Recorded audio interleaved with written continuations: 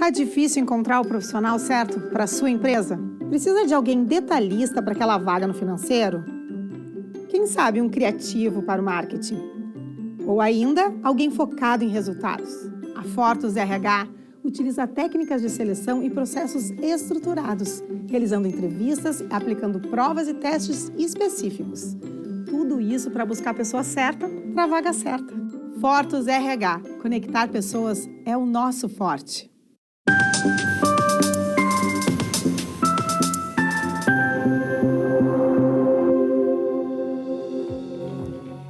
Olá, começamos o programa de hoje dando as boas-vindas a você que já está assistindo o Papo Certo. De segunda a sexta, neste mesmo horário, estamos aqui, sempre trazendo programas inéditos com assuntos do dia a dia e de relevância. E no nosso Papo Trabalhista de hoje, vamos conversar sobre prevenção de riscos. Imagino que seja uma dúvida comum entre empregados e empregadores. Estamos recebendo novamente aqui o Dr. Marcelo Luca, que ele é bacharel, ele é mestre e doutorando em Direito pela URGS, engenheiro e mestre em Prevenção de Riscos pela Universidade de Sevilha. Muito obrigado pela presença no Papo Certo. Obrigado, Vanir. Obrigado, Amanda. Seja muito bem-vindo novamente, doutor. Doutor Marcelo, ele é nosso colunista e uma vez por mês está conosco, trazendo sempre informações para vocês. Então agora a gente vai chamar um intervalo e vocês já se preparem para ir lá pelos YouTube e Facebook compartilhar o nosso programa. Já voltamos.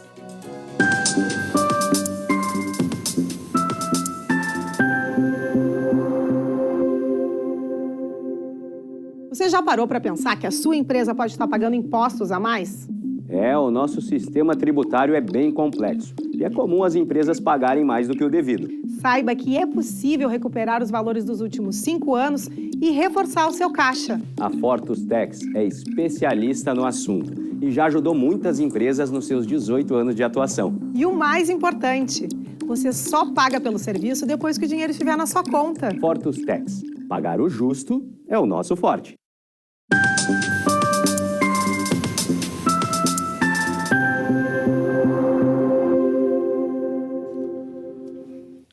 Voltamos e aproveito para lembrá-los que o nosso programa é interativo e você pode enviar a sua pergunta ou comentário através do nosso WhatsApp 30 29 80 80 e também através do nosso Instagram papocerto.com.br. Você pode sugerir o tema e inclusive também o convidado. Então, doutor Marcelo, nós estamos vivendo uma catástrofe no Rio Grande do Sul nunca visto antes. E de que maneira isso pode afetar os trabalhadores e as empresas? Bom, Ivanir, como bem disseste, nós nunca vimos isto antes aqui. O impacto todo mundo está percebendo a situação do impacto. São empresas fechadas, negócios inviabilizados, meios de produção totalmente perdidos, e aí vale dizer, lavouras foram perdidas, e a terra está comprometida para poder continuar a produção. Empresas, indústrias, equipamentos, máquinas caríssimas, a infraestrutura pública, quando a gente fala, por exemplo, de acessos, quando a gente fala de redes de energia, redes de telefonia, sistemas de dados, aqui em Canoas, onde nós estamos na Ubra TV, mais da metade do território da cidade foi coberto pelas águas. Empresas que a gente conhece estão com muitas dificuldades, que já vinham, por exemplo, se recuperando de uma pandemia, depois de 2, 3 anos de pandemia, com dificuldades de caixa, dificuldades de fluxo, entretanto, com menos impacto do que o que a gente está vendo agora. É assustador, porque na pandemia a condição foi muito mais uma condição de negócio, não se perdeu ferramentas, não se perdeu patrimônio, se perdeu liquidez, se perdeu giro, se perdeu uma série de outras situações. Nós estamos vendo agora prédios sendo destruídos ou que estarão comprometidos. Toda essa condição que está dada está impactando, e, por exemplo, a continuidade dos empregos. Se não houver, por exemplo, uma política pública similar àquela que foi feita no programa emergencial durante a pandemia da Covid, de financiamento para empresas ou para as pessoas, de algum auxílio emergencial, qualquer coisa dessa ordem, os postos de trabalho vão sumir. Tem empresa que a empresa vai sumir, certo? Durante a pandemia, a condição era uma condição do mercado. Não posso comercializar, vamos pegar um segmento aqui, segmento de eventos, festa. Não posso fazer uma festa, não posso fazer um evento. Fica inviabilizado o negócio, mas a pessoa está lá com o patrimônio e conseguiria os trabalhadores se manter algum tempo. Esta condição ela é muito pior do que uma condição de pandemia, porque há perda de capital, perda de meios de produção, perda sequer de condições da possibilidade da continuidade. Tem empresas que não vão poder reabrir nos mesmos locais porque os lugares não existem mais. E, doutor Marcelo, e os riscos para as pessoas, tanto trabalhadores como empresários, podem correr com uma situação como essa que estamos passando? Amanda, os riscos quando a gente fala, por exemplo, numa relação trabalhista em condições normais, ou nas condições aquelas que a gente está acostumado a ver no dia a dia. Quando se discute, por exemplo, um aspecto de insalubridade ou de periculosidade na relação. Isso está elevado à enésima potência agora. Muitas empresas, no início da catástrofe, no início da calamidade, regimentaram, chamaram seus trabalhadores, seus empregados, ajudas de diversas pessoas para ajudar a proteger as empresas.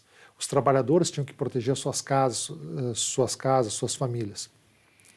E os riscos que se colocaram de entrar em locais, por exemplo, que estavam energizados, entraram em locais que tiveram que carregar peso, arrastar máquinas, máquinas que foram desligadas e que foram arrastadas de um lado para o outro na tentativa de proteção, sem cuidados, por exemplo, equipamentos sensíveis.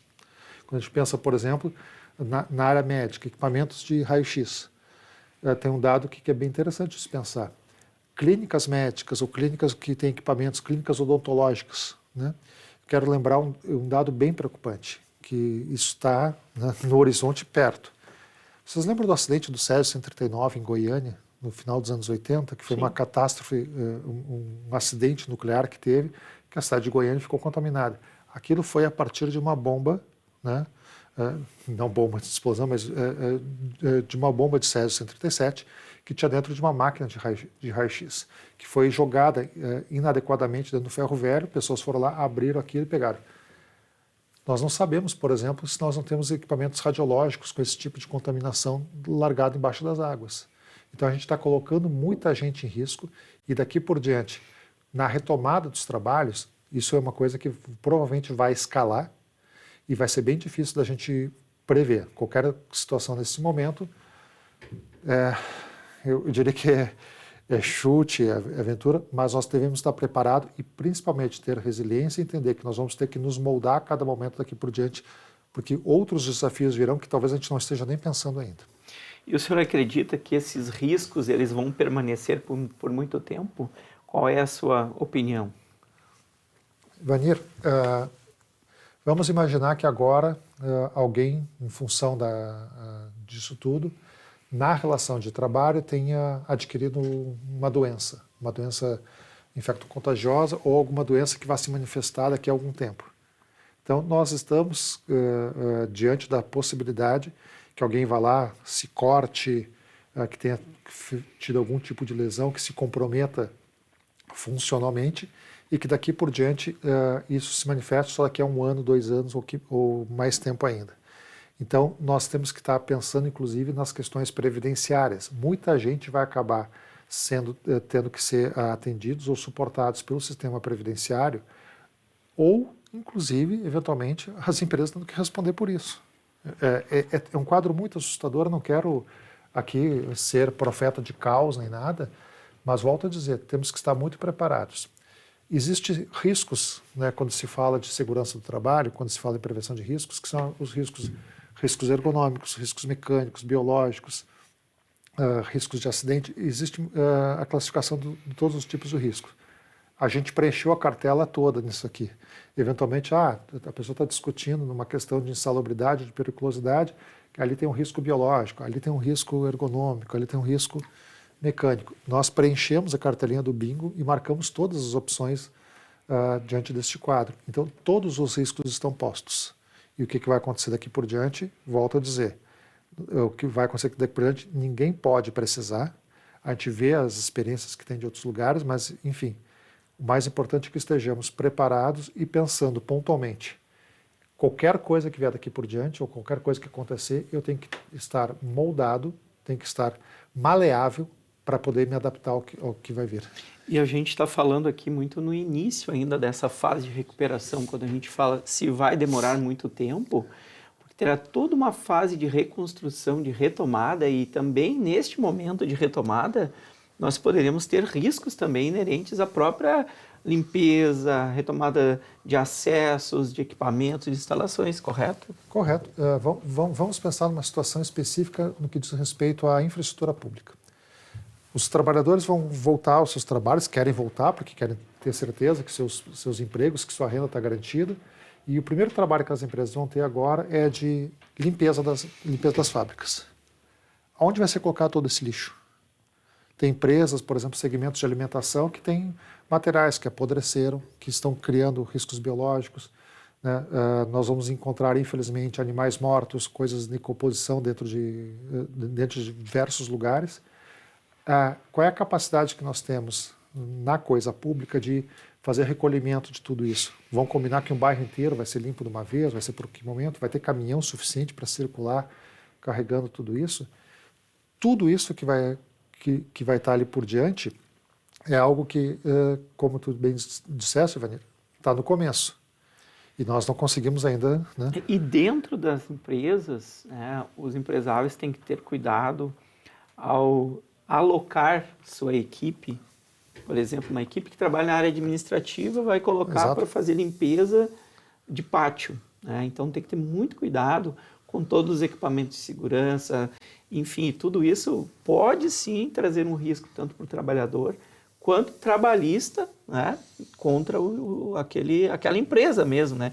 Que vai estar alocando ali os trabalhadores para fazer aquele processo de limpeza. Sabemos, obviamente, né, que temos a sensibilidade da importância de fazer isso e retomar, mas o que a gente está trazendo aqui são alertas e cuidados, tanto para os empregados não se exporem a esses riscos que a gente está trazendo aqui, para a própria saúde, quanto aos empregadores, às empresas, que têm que ter os cuidados mínimos, tem que ter uma equipe de limpeza preparada, adequada, para evitar problemas mais sérios no futuro. Correto? Correto. E acrescento, equipada e protegida. Uma recomendação que é possível de fazer para os empresários é que comecem a viabilizar a questão de equipamentos de proteção, botas, escovas, máscaras de proteção, luvas, porque vai ser necessário. As pessoas vão estar limpando o que não se sabe o que tem naquela lama, naquele lodo, se vai ter vai ter vidro quebrado. As pessoas estão na possibilidade de agravar. Os nossos hospitais estão cheios. Temos hospitais que foram alagados e que estão comprometidos, Porto Alegre, Canoas, enfim. A nossa rede pública de atendimento vai estar comprometida por muito tempo. Quando alguém for trabalhar nisso, e essa observação que fizeste está absolutamente correta, o sujeito trabalha lá na parte administrativa, sei lá, né, no fiscal, na contábil. Olha, vamos lá. E a pessoa, inclusive, se compromete com a empresa. Não, por favor, eu quero fazer, vou ajudar. O que se recomenda? Cautela. Não precisamos de super-heróis.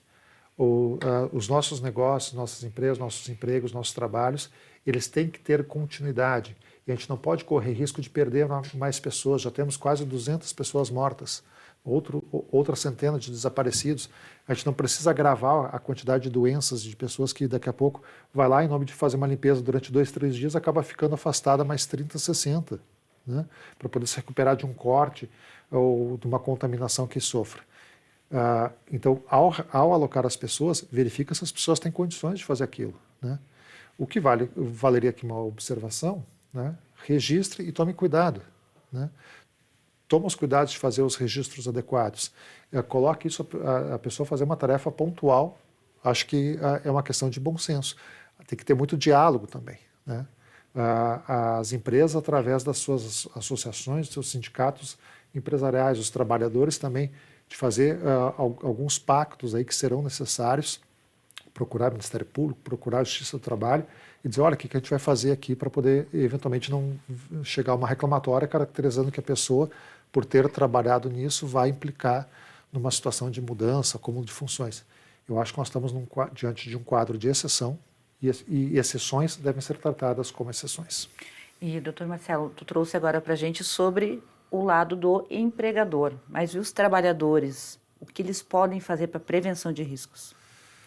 Bom, primeira coisa, vamos lá, né?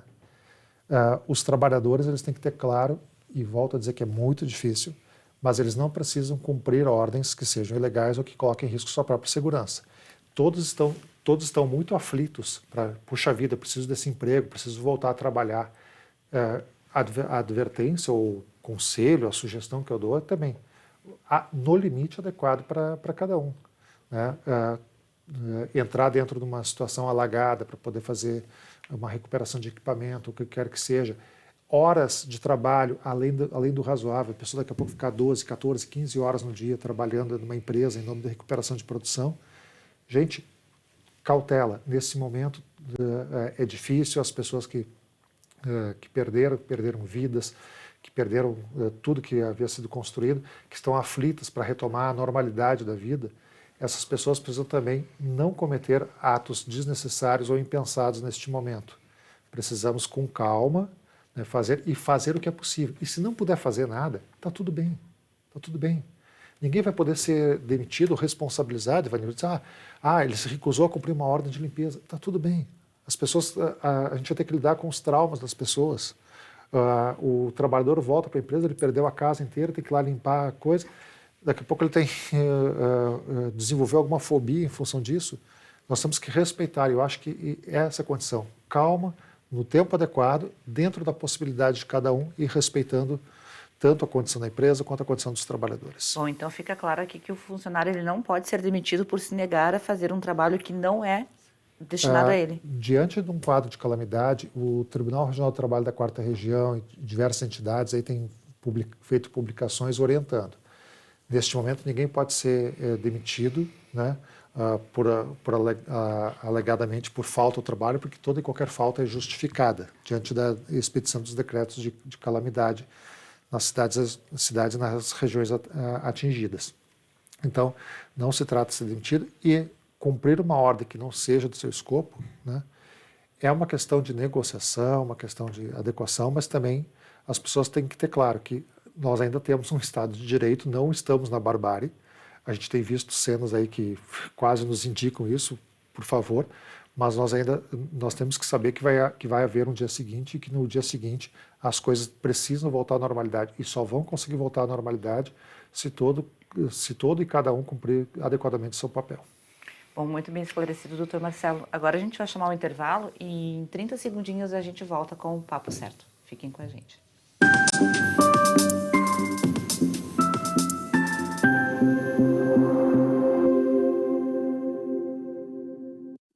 Em tempos de juros altos, margens reduzidas e incertezas, rever estratégias é fundamental para manter o seu negócio competitivo. Esse cenário exige planejamento e organização financeira. Nessas horas, qualquer ajuda é bem-vinda, mas a ajuda de um especialista é necessária. A Fortus Consulting conhece na prática e tem as soluções adequadas para cada situação. Fortus Consulting. Melhorar os seus resultados é o nosso forte.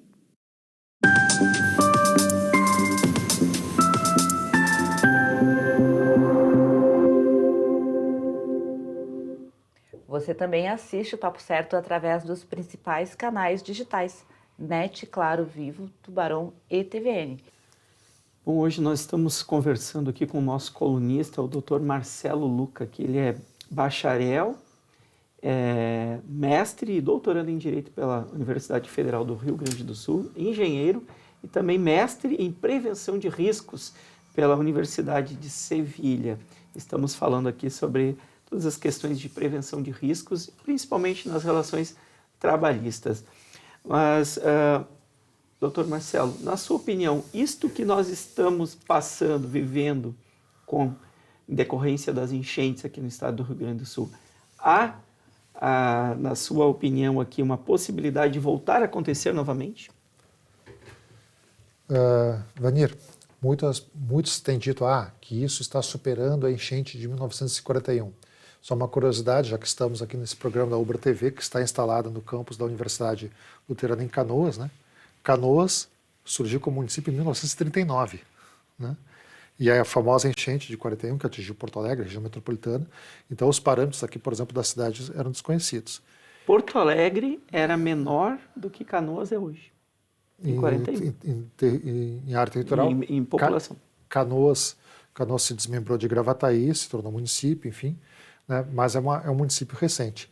E é interessante dizer isso, assim, aconteceu a enchente de 41 e a gente usava ela até então como parâmetro, sabe? Quanto que o rio, que o sistema do estuário do Guaíba e os demais afluentes, quanto que eles subiram, até onde que subiram, usava isso como parâmetro. Há 80 anos atrás, 83 anos atrás. Eu acho que não há erro em dizer o seguinte, não vamos esperar mais 80 anos para que aconteça de novo.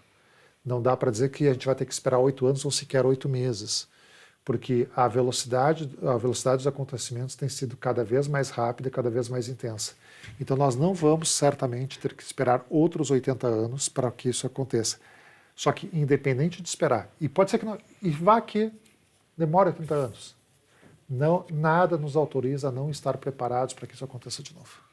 O preço que se pagou de vidas, o preço que está se pagando da economia, o preço que está se pagando de trabalhos, de estruturações familiares, as cenas que todos aqui viveram de alguma maneira, de maior proximidade ou menor proximidade, são cenas chocantes e que vão marcar toda uma geração. A gente, mal saiu de uma pandemia, já vem isso aqui, né? E em 9 meses nós tivemos 3 enchentes. Exato. Em 9 meses, 3 catástrofes que destruíram aqui do nosso Vale do Taquari aqui. Essa é a terceira, que essa foi a maior que atingiu aqui a região metropolitana. Me permite fazer um comentário, chamar a sua atenção para essa questão da enchente de Taquari ali em setembro, outubro. Eu trabalho na divisão de perícias oficiais do TRT da 4ª Região, que trabalha principalmente com perícias de documentos, imagens, vídeos, já abordamos esse assunto aqui em outro programa. E numa iniciativa, numa intenção de prestar serviço público, nós fizemos uma proposta de trabalho ali em outubro, novembro, em função da enchente de Taquari, as pessoas querendo ajudar com alimentos, doações e tudo mais. E dentro do tribunal se fez uma reflexão, poxa, podemos oferecer um serviço, as pessoas perderam suas memórias, perderam documentos, eu não estou falando de documento oficial, carteira de identidade, uma coisa assim, porque isso é o documento fotos, oficial que perderam a foto de família, aquele trabalho que a criança fez, o livro de receita da nona, aquela coisa toda, né?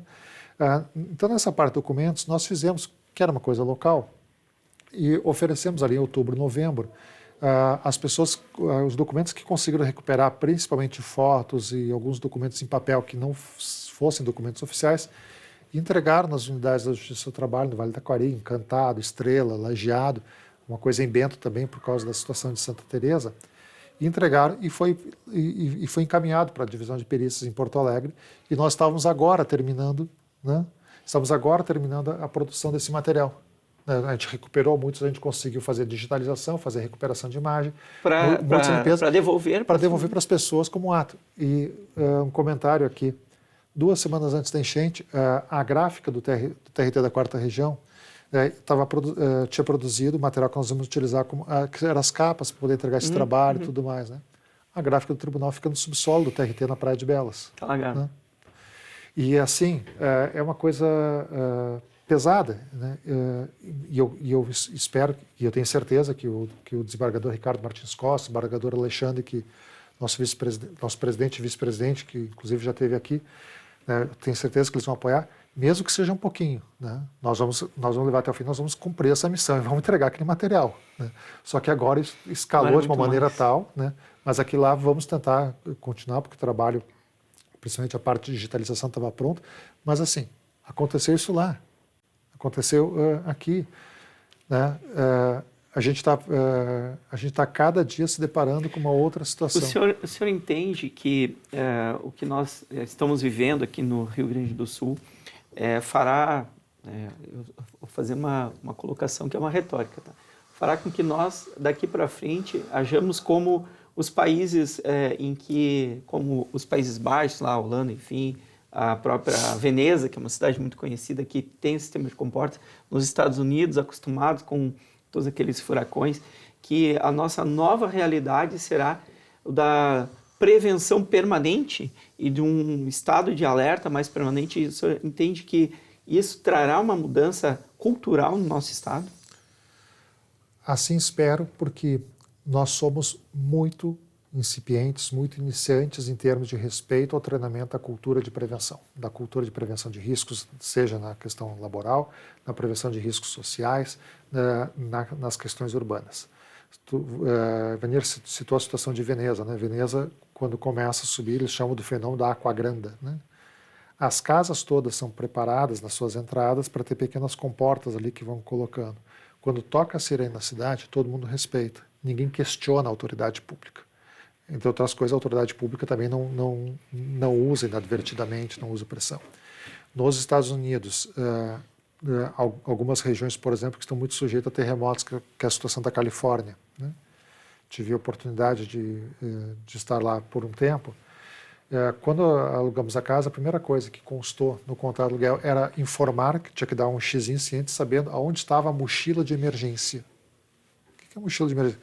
Dentro da casa, em caso de ocorrer qualquer situação de incêndio ou de terremoto, que era a região atingida por terremoto, que era a Baía de São Francisco, eu teria que saber aonde que estava a mochila para poder pegar aquela mochila e poder me evadir da casa. No primeiro dia me lembro que a pessoa deu uma orientação assim, o alarme de incêndio, que tem um detector de fumaça, se ele disparar, tu tem tanto tempo para desarmar ele, porque se não desarmar ele, o carro dos bombeiros virá até a casa e, se não for um incêndio, vai pagar uma multa muito pesada, uma multa bem salgada, né? Nos primeiros dias lá, quando disparou, saí correndo, enfim, porque estava fritando alguma coisa. E disparou mesmo. E disparou mesmo. Eu consegui apagar, mas, enfim, na escola, na universidade e tudo mais, frequentemente treinamentos frequentes, seja simulados ou a sério. Não há dúvida, sim. Por exemplo, disparou o alarme de incêndio, todo mundo se evade. Aviso de terremoto, aviso de tornado, qualquer coisa, as pessoas respeitam. Respeita, por exemplo, a questão de consumo. Se há um alerta meteorológico em algum desses países que estão acostumados, caso também do Japão, caso conhecido dos Estados Unidos, mas também caso conhecido do Japão e outros países que estão sempre sujeitos a essas tormentas, você vai ao supermercado, a gente não vê as cenas que a gente viu aqui de pessoas acumulando 2, 3 carrinhos, querendo acabar com todo o estoque de arroz, todo o estoque de água, todo o estoque de papel higiênico, né? As pessoas limitam e respeitam. Porque se as pessoas não respeitarem, se as pessoas não fizerem por elas isso, nós estamos sujeitos a abrir a possibilidade para que venha uma intervenção do Estado impondo, regulando a economia. E nós não queremos um Estado que vai dizer o que eu posso consumir e o que não posso consumir. Isso parte muito mais da nossa cultural, de educação. Muito mais da nossa cultural e da nossa educação. Muito bom, doutor Marcelo, tê-lo conosco aqui novamente. Obrigada pelas informações e os esclarecimentos. Até o próximo mês, então. Muito obrigado, Vanir, muito obrigado, Amanda. Muito obrigado também a todos que nos assistiram e deixar aqui um abraço fraterno a todas as pessoas atingidas aí pelas enchentes. Então, amanhã espero vocês novamente aqui no Papo Certo com mais um programa inédito. Até lá!